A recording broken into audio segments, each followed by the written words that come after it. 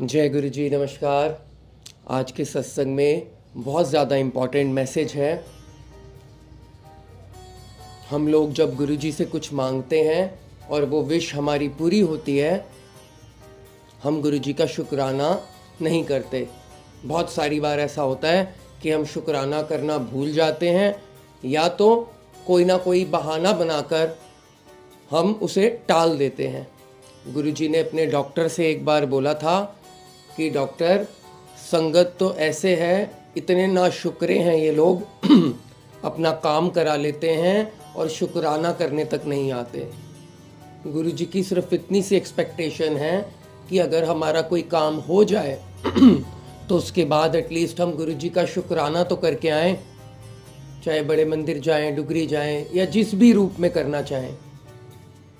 तो इतनी एक्सपेक्टेशन तो हमारे गुरु को हमारे से होनी भी चाहिए और सही भी है, लेकिन हम उस पर भी खरे नहीं उतरते हैं।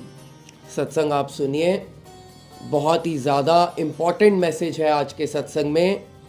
बहुत इम्पॉर्टेंट मैसेज है। जसमीत अंकल का सत्संग है। इसमें पता लगेगा कि कई बार गुरुजी जब हमारी कोई विश पूरी करते हैं और हम शुक्राना नहीं करते तो क्या क्या दिक्कतें आ सकती हैं। सुनिए, बहुत ही ज़रूरी और इम्पॉर्टेंट मैसेज है आज के सत्संग में। सत्संग के बाद मैं आपसे स्टोरी शेयर करूँगा। आई एम सॉरी, थोड़ा सा मेरा गला ख़राब है तो मैं ज़्यादा नहीं बोल पाऊँगा। एक दो दिन से I am not feeling well. चलिए, जैसे गुरु जी की इच्छा। आइए सुनते हैं आज का सत्संग। जय गुरु जी। जय गुरु जी, शुक्राना गुरु जी, संगत जी। मेरा नाम जसमीत है, मैं दिल्ली का रहने वाला हूँ। ये वाक़या है 2019 का। 18 मई 2019 को मेरा रोका हुआ। रोके वाले दिन रोका हमारा गुरुद्वारे में हुआ, और जो लड़की के जो मामा जी थे वो मेरे पिताजी की कंपनी में ट्रांसपोर्टर थे। तो मेरे पिताजी ने वैसे ही मामा जी से पूछ लिया कि कोई लड़की है। मेरा लड़का 28 साल का हो गया, उस टाइम मेरी उम्र 28 साल थी। तो लड़की के मामा जी ने बताया एक मेरी भांजी है, वो लखीमपुर खीरी उत्तर प्रदेश की रहने वाली है। ठीक है। तो लड़की वालों ने मेरा बायोडाटा और रिज्यूम मांगा। मेरा बायोडाटा और फ़ोटो मांगी, वो मेरे पिताजी ने भेजी, और मेरे पिताजी ने उनकी फ़ोटो और बायोडाटा मांगा। गुरुद्वारे में मेरे लड़की के मामा जी, नाना जी, मामी जी और मामा मामी और लड़की के नाना जी, मेरे माता पिताजी और दादी सब गए। हमने एक दूसरे से बातें करी, और हम एक दूसरे को, और लड़की ने और मैंने वहाँ हाँ कर दी, तो हमारा रिश्ता हो गया। उस दिन तक तो सब कुछ ठीक था। शाम को लड़की वालों ने हमारे घर आना था। पता नहीं मुझे शाम को क्या, दिन में तो सब ठीक था जब हम रोका करके आए। जैसी शाम हुई, शाम होते ही पता नहीं मुझे क्या हुआ, मुझे अजीब अजीब विचार आने लगे, घबराहट होने लगी। ऐसे विचार आने लगे कि जैसे मतलब इस दुनिया के मतलब वो विचार ही नहीं थे। और ऐसा क्यों हो रहा था मुझे नहीं पता संगत जी। देखिए, किया कराया होता ये चीज़ें तो मैं मानता हूँ, क्योंकि मैं इन चीज़ों को भुगत चुका हूँ। और गुरु जी ने कुछ कर्म भी हमारे काटने होते हैं, तो वो हमें ऐसी मुसीबतों में डालते हैं, और हमारे 90% कर्म गुरु जी खुद ही काट देते हैं संगत जी। तो मेरे को ऐसे उल्टे सीधे विचार आने लगे कि जैसे थूक पड़ा है और मैं थूक को छोड़ के जा रहा हूँ, मुझे कह रहा है कि मुझे क्यों छोड़ के जा रहे हो। मुझे मतलब संगत जी ऐसे ऐसे विचार जो मैं मतलब अभी आपको नहीं बता सकता। तो ठीक, तो शाम को फिर जो मेरी वाइफ है उसके सभी घर वाले, मेरी वाइफ सभी आए हमसे, हमारे घर पे बातचीत हुई, शादी की डेट फिक्स हुई। तो हुआ क्या, हमारे नंबर तो एक्सचेंज हो ही चुके थे गुरुद्वारे में। संगत जी मैं आपको बताना भूल गया, जिस दिन हम गुरुद्वारे में मिले थे हमारे नंबर एक दूसरे से एक्सचेंज हो ही चुके थे।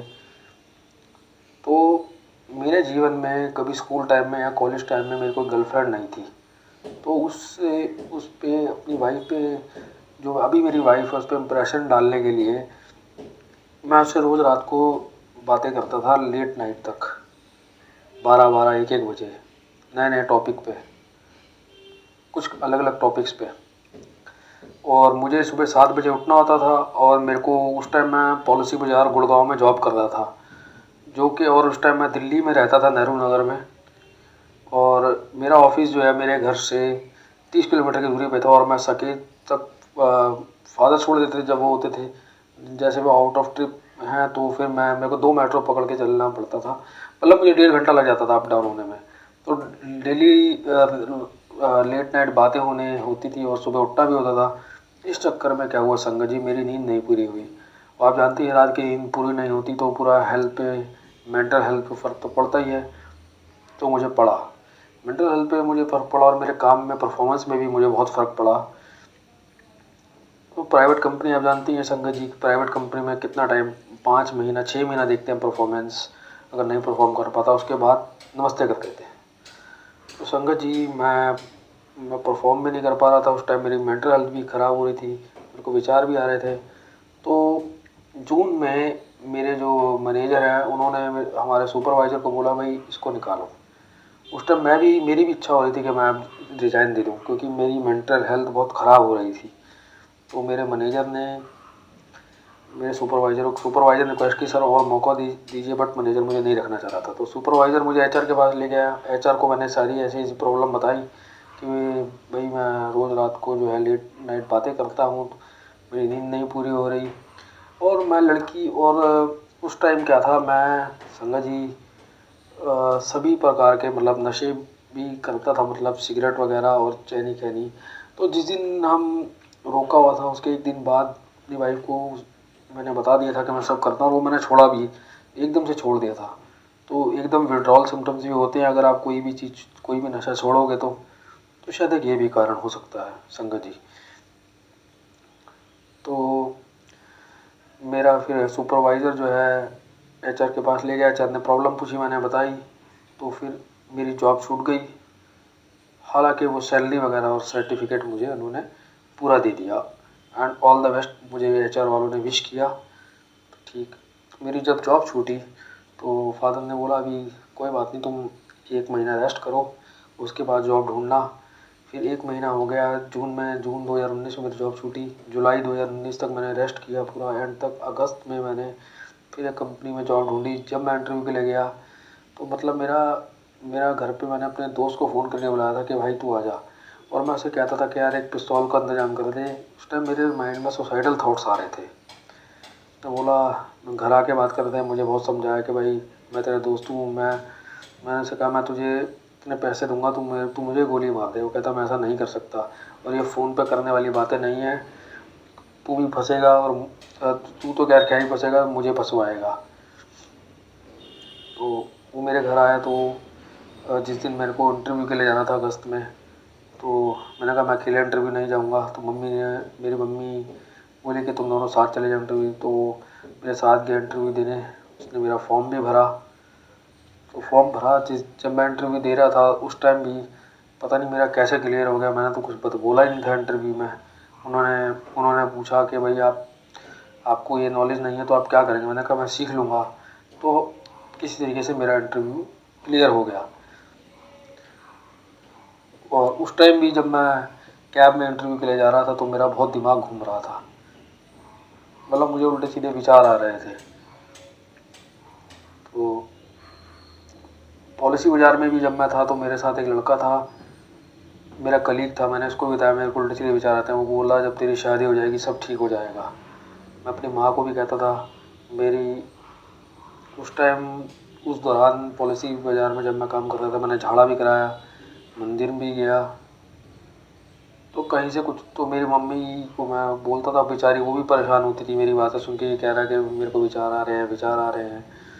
तो उस टाइम एक बार मेरे साथ ये प्रॉब्लम पहले भी आई थी 2017 में, जब मैंने पोस्ट डिप्लोमा किया था ये जॉब छोड़ के। 2016 में मैं जॉब कर रहा था, मैंने जॉब छोड़ के 2017 में पोस्ट डिप्लोमा किया था। तो हमें कंपनी ने गुजरात भेजा था ट्रेनिंग के लिए। तो वहाँ भी मेरे को ऐसे थॉट्स आए थे। तो मेरी साइकेट्रिस्ट से फिर दवाई चली थी। तो एक बार फिर पीर बाबा के मेरी दादी जी ने बोला मेरे पिताजी को, एक बार इन्हें पीर बाबा के पंजाब में दिखा दो। पहले तो वो नहीं माने, फिर बहुत कहने के बाद फिर वो माने मेरे पिताजी। हम पीर बाबा जी के पास गए। उन्होंने बोल वहाँ पे और भी बहुत सारी संगत आई हुई थी पंजाब से, अपने अपने दुख तकलीफ़ लेके लोग। फिर मैंने उनको बताया पीर बाबा जी को, भाई मेरे को ऐसे ऐसे विचार आते हैं। उन्होंने बोला ठीक है, ये उन्होंने एक प्रसाद दिया, बोला इससे ये पीना 40 दिन और खाना, और किसी सफ़ेद चीज़ लेके मत खाना, और अंडा मीट मत खाना 40 दिन। जैसे उन्होंने बोला मैंने वैसा किया। उसके बाद भी मुझे मतलब थोड़ा सा फ़र्क पड़ा। मैं ये नहीं कहूँगा कि फ़र्क नहीं पड़ा, थोड़ा फ़र्क पड़ा, थोड़ा विचार आने कम हुए। जो मतलब हर एक घंटे में विचार आते थे ऐसे उल्टे सीधे, जैसे थूक वगैरह के उन्हें संगत जी बताए, वैसे अभी एक दिन में कभी कभी आते थे, कभी नहीं आते थे। उन्होंने बोला एक बार गुरुवार को रोना, हमारे यहाँ पे चौकी लगती है पीर बाबा जी ने, पंजाब वाले। तो हम गुरुवार को गए, चौकी लगी, गुरु वहाँ पे उनके भजन चलते थे पीर बाबा जी के। वो अंतर ध्यान हुए, एक एक करके जब वो भजन ख़त्म हुए, फिर संगत उनके पास एक एक करके आ रही थी। जब हमारा नंबर आया, वो उन्होंने बोला कि भाई इस पे तो, वो थोड़ा देखा मेरा चेहरा, थोड़ी देर देखने के बाद बोले कि भाई इस पे तो कुछ किया हुआ है। तो पिताजी ने बोला किसने किया है? हम किसी से झगड़ा नहीं करेंगे, आप वैसे बता दीजिए। अरे नहीं, मैं नाम नहीं बता सकता, बस इतना बता सकता हूँ कि ननिहाल की साइड से किया है। ठीक है, हम पीर बाबा जी के, उन्होंने बोला जब ये ठीक हो जाए तो नाग नागिन का जोड़ा चढ़ा देना। वो मेरे पिताजी ने, जब मैं ठीक हो गया, वो बाद में चढ़ा दिया था। उसके बाद हम घर आ गए। घर आने के बाद फिर से वही थोड़ा सा विचार आने। फिर मेरे बड़े चाचा जी ने पिताजी को बोला एक बार ऐसे बालाजी भी दिखा दो। तो फूफा जी, मैं और मेरे पिताजी बालाजी भी गए। बालाजी में मैंने जो हालत देख के मैं डर गया मरीजों की। उनको संगलों में बांधा हुआ, उनमें भूत वगैरह आए थे, वो खुले बाल होते उनके, ऐसे ऐसे सर घुमाते। लेकिन हम बालाजी गए, लेकिन बालाजी में मेरे ऐसा कोई भूत प्रेत का बाधा तो नहीं मिली। वो होने के बाद फिर मेरी सिस्टर ने बोला एक बार दवाई भी अपनी, ये 2015 मेरे साथ प्रॉब्लम आई थी, ये अपनी दवाई भी चालू कर दे, जो करी थी। फिर हमारे यहाँ एक बहुत अच्छा हॉस्पिटल है माइंड का, विमेंस। वहाँ पे मैंने अपनी सारी प्रॉब्लम साइकेट्रिस्ट को बताई, उसने मुझे दवाई में रिकमेंड करी, वो दवाई मैंने खाना चालू कर दी। वो दवाई से कुछ हद तक आराम रहा, लेकिन पूरी तरह कंट्रोल नहीं हुआ। अब अक्टूबर 2019 में मेरी शादी फिक्स हुई थी। उस टाइम मैं बहुत घबरा रहा था, क्योंकि अब 1 महीने बाकी था और मेरी भी हालत पूरी ठीक नहीं थी। और उस टाइम जब मैंने हालांकि नशे नहीं छोड़े थे, इस कारण भी जो मैंने बताया संगत जी हो सकता था, मैंने अपनी वाइफ्स को मैं कहता था मेरे को सुसाइडल थॉट्स आ रहे हैं, ये हो रहा है, वो हो रहा है, मैं अपनी वाइफ से। लेकिन किसी तरीके मैं उसके मम्मी पापा से बात करता था, मैं संभाल लेता था। मतलब मैं बहुत लिमिटेड बात करता था, हाँ जी हूँ हाँ करता था, मैं संभाल लेता था बात। पिताजी कह रहे जब नहीं बात होती तो मत करा करो, लेकिन मन में लालसा होती थी वाइफ से बात करने की। और इस कारण हमारा झगड़ा भी होता था टेलीफोन पे, क्योंकि मैं उसे हमेशा नेगेटिव ही बोलता था अपने बारे में, कि मेरे को सुसाइडल थॉट्स आ रहे हैं, मैं मर जाऊँगा, मैं ये कर लूँगा, तो उसे बिल्कुल अच्छा नहीं लगता था। वो लड़की अपने माँ बाप को भी बताती थी कि मेरे से ऐसी बातें कर रहा है, लेकिन लड़की के माँ बाप कहते थे कि भाई हमसे तो नॉर्मल बात कर रहा है। तो इसको लेकर लड़की भी बहुत परेशान थी और हमारे घर वाले भी बहुत परेशान थे। अब 1 महीना रह गया था शादी में संगत जी। अक्टूबर 2019 में मेरी शादी थी। मेरे को समझ नहीं आ रहा था मैं क्या करूं। तो मैंने एक बार सोचा, मेरा बुआ का लड़का हमारे घर आया हुआ था, भाई शादी का काम था तो हाथ बटाने। तो मैं एक बार, वो अकेला खड़ा था, मैंने उसको सारी ऐसी कहानी बताई। उसने मुझे बोला कि एक बार गुरुजी का आश्रम है छतरपुर में, बड़े मंदिर भी उसे कहते हैं, एक बार वहाँ जाके मत्था टेक लो। शायद यही एक, शायद गुरुजी ने बुआ के लड़के के थ्रू ही मुझे जोड़ना था अपने से। मैंने उसकी बात माना, मैंने पिताजी को बताया। मतलब भाई, मतलब मैंने भाई का नाम तो नहीं लिया, क्योंकि फिर वो पिताजी इन चीज़ों को मानते नहीं हैं। पीर बाबा के लिए भी जैसे वो इतना जल्दी नहीं माने थे, फिर वो बाबा जी गुरु जी महाराज के लिए भी नहीं मानते। तो पिताजी, तो मेरी हालत जब पिताजी देख ही रहे थे कि भाई पीर बाबा जी के यहाँ भी चला गया, दवाई भी चल रही है, लेकिन कोई काम नहीं हो रहा, शादी भी नज़दीक आ रही है, तो कैसे ना कैसे मान गए। लेकिन वो रास्ते में बोलते गए भाई किन बाबाओं के चक्कर में मुझे लेके आ रहा। मैंने कहा एक बार मत्था ही टेकना है। तो हालांकि जब वहाँ पे गए, चाय प्रसाद लिया, जब हम वहाँ पहुँचे, हमने वहाँ मत्था टेका, चाय प्रसाद लिया, लंगर किया। जब वापसी आ रहे थे तो पिताजी, मतलब गुरुजी की कृपा ही समझिए, पिताजी बोले मुझे बहुत अच्छा लगा, शांति मिली, तुझे कैसा लगा? मैंने कहा मुझे भी अच्छा लगा। बोला अच्छा चलो ठीक है, गुड। उसके बाद मैंने गुरुजी से बस उस टाइम यही मांगा। मुझे पता नहीं था कि गुरुजी, हम तो भी अनजान हैं, गुरुजी तो सब जानते हैं, अंतर्यामी हैं। मुझे पता नहीं था कि गुरुजी से मांगते नहीं हैं, मानते हैं बस। मैंने गुरुजी से मांगा कि मेरी जो हालत है वो, मेरे को विचार आ रहे हैं, वो ना आए और मेरी शादी जो है, सारे फंक्शन ठीक ठाक हो जाए। और गुरुजी की कृपा रही कि भाई शादी, शगन और मेरा जो रिसेप्शन है सब ठीक हो गया। मेरे पिताजी भी बहुत डर रहे थे कि भाई कैसे होगी शादी, क्या होगा इसकी हालत, मेरी हालत देख के। क्योंकि मैं सुबह शाम मेरी दवाई चलती थी, सुबह को भी मैं दवाई खाता था और शाम को भी खाता था। वो दवाई नींद की थी, दवाई से नींद आती थी बहुत। तो गुरुजी की लेकिन ऐसी कृपा रही कि वही वो मेरे कह सकते हैं 2019 में जो प्रॉब्लम है वो मेरे कर्म काटना चाहते थे, मुझे अपने से जोड़ना चाहते थे। मतलब गुरुजी को पता है वो कैसे, उनका क्या रूट है, वो किस रूट से जोड़ना चाहते हैं किस बंदे को अपने से, वो उनको पता है। तो सब ठीक हो गया। तो 2019 में हम वहाँ पे गए। उसके बाद हमारा 2019 में दोबारा चक्कर नहीं लग पाया गुरुजी के पास। 2020 में तो संगत जी आप जानते हैं कोविड आ गया था। 2021 में फिर से एक बार मेरी वाइफ का झगड़ा हुआ मुझसे। तो उस टाइम भी पता नहीं गुरुजी हमसे, हमें अपने से जोड़ना नहीं चाहते थे क्या था। हम 2021 में भी मत्था नहीं टेकने गए गुरुजी को। फिर अब हमने, फिर 2021 में जब मेरी वाइफ वापसी आई मार्च में, झगड़ा हुआ था उससे मेरा, 2021 में जब लेने गए उसे, गुरुजी की कृपा से वो हमारे घर वापसी आई। उसके बाद मैं नौकरी भी कर रहा था। तो नौकरी करते करते 2022 में 7 जुलाई 2022 को मेरी नौकरी छूट गई। उससे पहले भी मेरी मई में नौकरी छूटी थी 2022 में। पिताजी ने कहा तेरे बस का नौकरी नहीं है, अब अपना बिजनेस करते हैं। ठीक है, तो हमने अमेज़ॉन पे अभी हमारा बिजनेस अपलोड हो गया है, आर्टिफिशियल ज्वेलरी का और संगत जी मोबाइल कवर्स का। अभी हम सब कुछ हमारा अपडेट हो गया है, इमेजेस वगैरह सब हम लाइव हो गए हैं। तो पिताजी ने, जब हमने सामान खरीद लिया तो पिताजी को विचार आया कि भाई एक बारी बड़े मंदिर हो जाते हैं। तो हम सुबह ही चले गए थे एक दिन संडे को। तो हमें पता नहीं था कि, हमने टाइमिंग देखा नहीं था नेट पे, ना हमने किसी से पूछा था कि संडे को शाम को टाइमिंग होता है, हमें पता नहीं था। हम सुबह चले गए, उन्होंने बोला संडे का तो शाम को टाइमिंग होता है। मैंने कहा ठीक है, अब यहाँ तक आ गया। पिताजी ने कहा यहाँ तक भी आ गया, अब तेरे जो है दर्शन कबूल कर लिए गुरुजी ने। उसके बाद फिर एक बार पिताजी ने कहा काम चालू करने से पहले अभी हमें दर्शन करना चाहिए। फिर एक बार हम सितंबर में दर्शन करने आए और अभी लास्ट जो हमने दर्शन करे गुरुजी ने जो हमसे दर्शन कराए अपने, वो 17 सितंबर को करवाए। 17 सितंबर 2022, अभी जो संडे गया है, हाँ जी, जो अभी 18 तारीख को, सॉरी 18 सितंबर 2022, जो भी लास्ट संडे गया है। मेरे ही मन में आया, मैं कहा पिताजी एक बारी गुरु जी के दर्शन करने हैं। पिताजी कहा जरूर। तो हम 17 सितंबर यानी कि जो शनिवार गया जब हमने दर्शन किए और मुझे बहुत अच्छा लगा।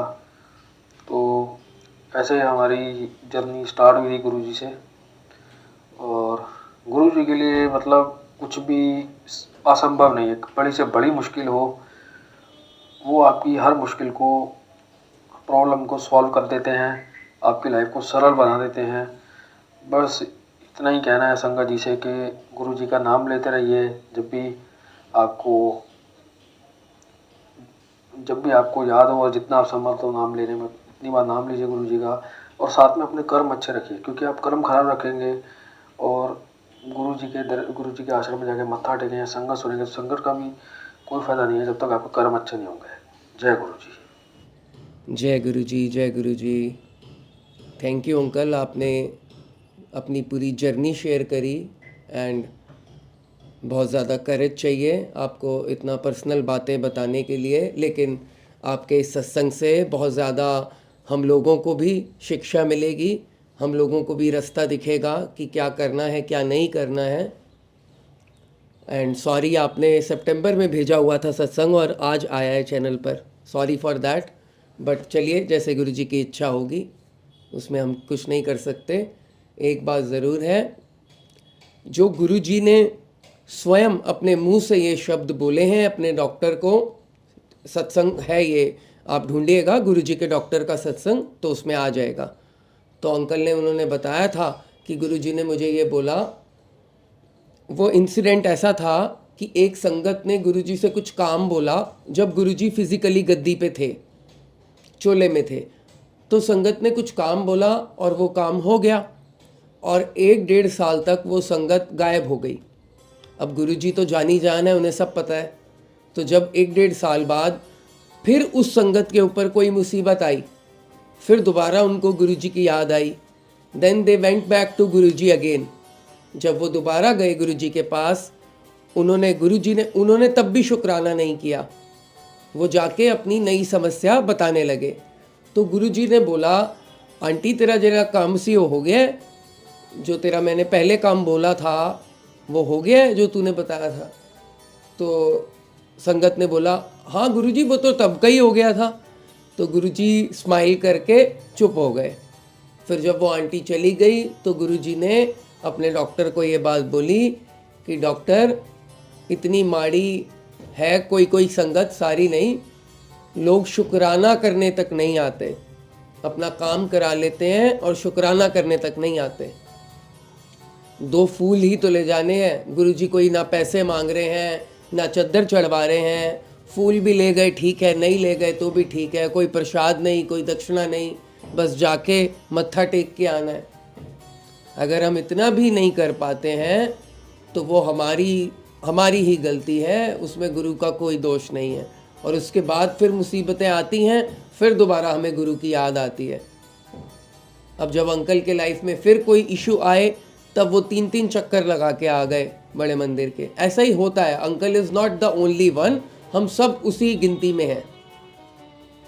तो बेटर ये है कि समय समय पर हम वैसे ही जाते रहें, ताकि हमारे गुरु को भी पता लगे कि भाई ये सिर्फ काम कराने नहीं आता, इसका प्यार है मेरे साथ, ये प्यार का मिलन है, ये लेन देन का मिलन नहीं है, इसका मेरा प्यार का नाता है।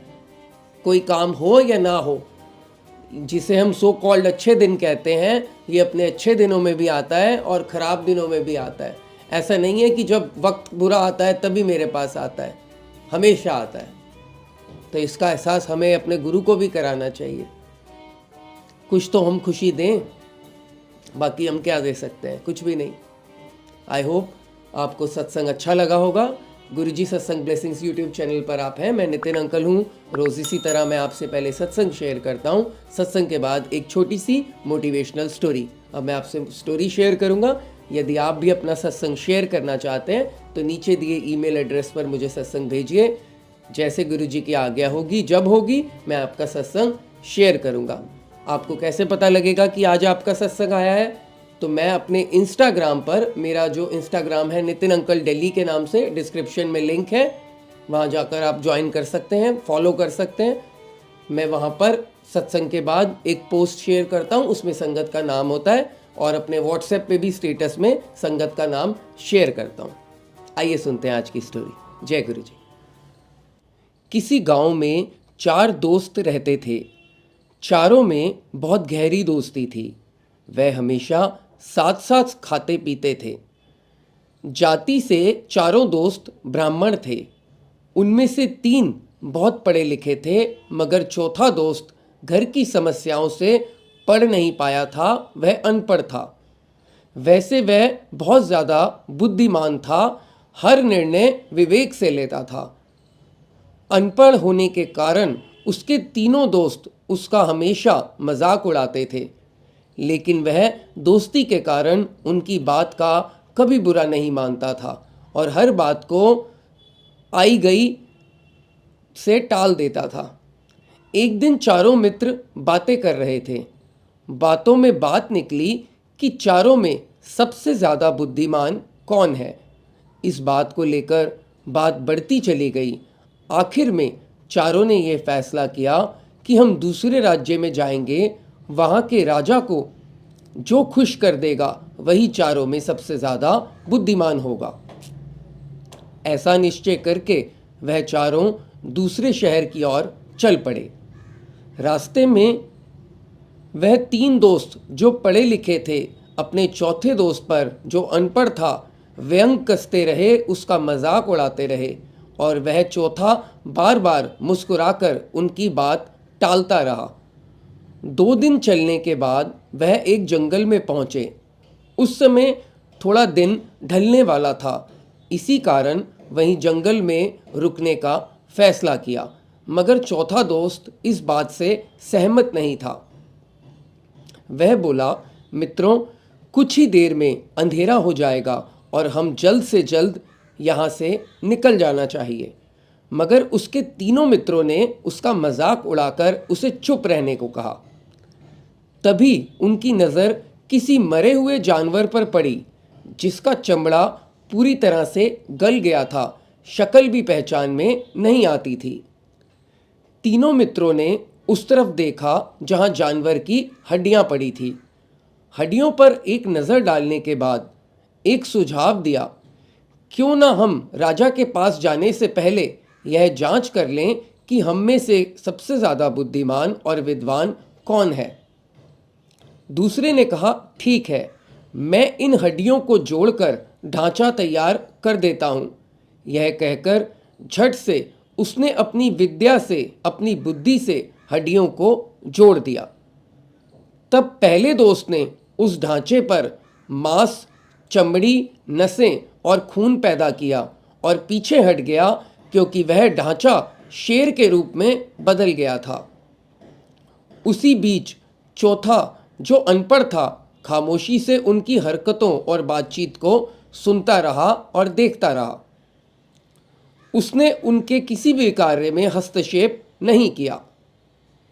इधर वाले पीछे हटते ही तीसरा आगे आया और बोला, तुम दोनों ने तो अपनी कला और विद्या का प्रदर्शन कर दिया, अब मेरी बारी है। इसमें जान फूंकना सबसे बड़ी विद्या है। इसमें जान फूंक कर मैं सिद्ध कर दूंगा कि सबसे बड़ा विद्वान मैं हूँ। यह कहकर वह शेर में जान डालने के लिए आगे बढ़ा। तभी चौथा व्यक्ति बोल उठा, अरे ठहरो ठहरो भैया ठहरो। पहले ने कहा, क्यों, क्या हुआ? तीसरे ने झल्लाकर पूछा, लगता है इस डरपोक को डर लगने लगा। दूसरे ने मजाक किया और उसका उपहास उड़ाया।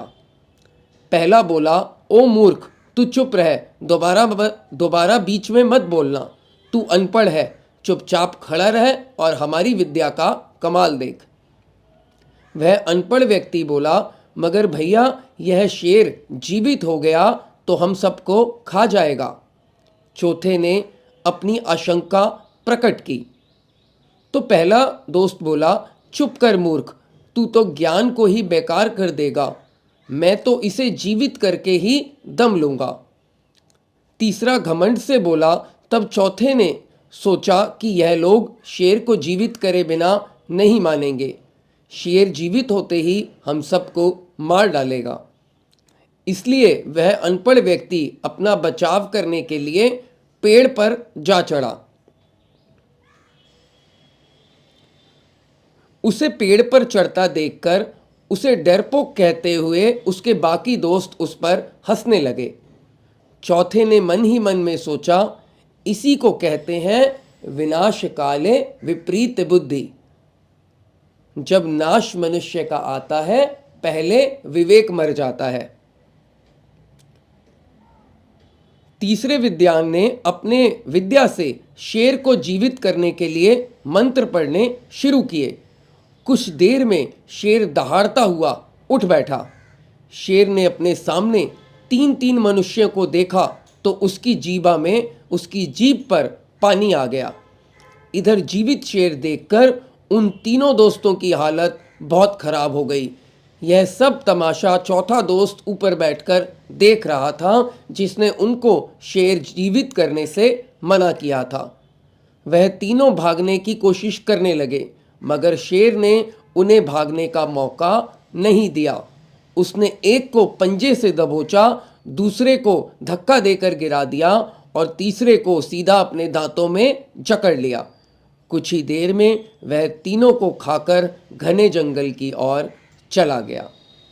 पेड़ पर बैठा चौथा मित्र यह दृश्य देखता रहा।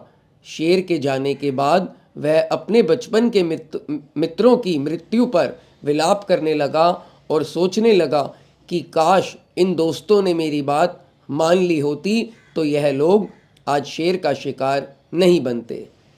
जय गुरु जी। दोस्तों, इस कहानी से हमें ये सीख मिलती है कि कभी भी विद्या, ज्ञान, अपने ज्ञान का प्रयोग करने से पहले उसका अंजाम क्या हो सकता है सोच लेना चाहिए। और यह ज़रूरी नहीं कि पढ़े लिखे व्यक्ति ही बुद्धिमान होते हैं, कभी कभी अनपढ़ व्यक्ति भी बुद्धिमानों की विद्या तथा बुद्धि से आगे निकल जाता है। जैसा कि तीनों मित्रों के साथ हुआ, उन्होंने बुद्धि के सामने विवेक का इस्तेमाल नहीं किया। चौथे मित्र में ज्ञान बुद्धि नहीं थी, लेकिन उसमें विवेक था। उसमें इस बात का विवेक था कि शेर का काम शिकार करना है, जीवित होते ही वह हम सबका शिकार करेगा। अतः उसके जीवित होने से पहले हमें अपनी सुरक्षा का उपाय कर लेना चाहिए। हमेशा अपने जीवन में कुछ भी काम करने से पहले यह ज़रूर सोच लें कि इसका परिणाम क्या हो सकता है। जय गुरु जी। आई होप आपको आज का सत्संग, आज की स्टोरी अच्छी लगी होगी। यदि अच्छी लगी है तो लाइक करिए, सब्सक्राइब करिए और मुझे कमेंट करके बताइए कैसा लगा आपको आज का सत्संग और स्टोरी। बहुत जल्द आपसे मिलूंगा एक नई सत्संग, नई स्टोरी के साथ। Till then, take care of your health and your family. I will see you very very soon. Thank you very much. जय गुरु जी। Bye bye.